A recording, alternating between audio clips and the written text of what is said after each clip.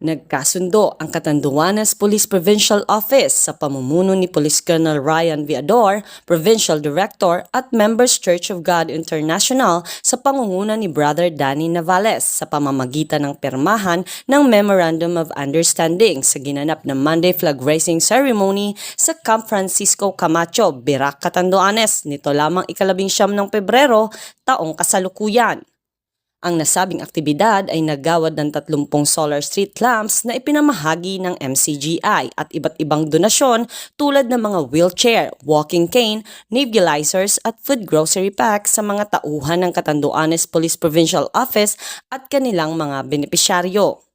Bukod dito, ang nasabing samahan ay nagsagawa rin ng feeding program at nagbigay ng serbisyong legal, dental, optical at medical na tulong sa mga benepisyaryo. Sa pamamagitan ng nasabing aktibidad,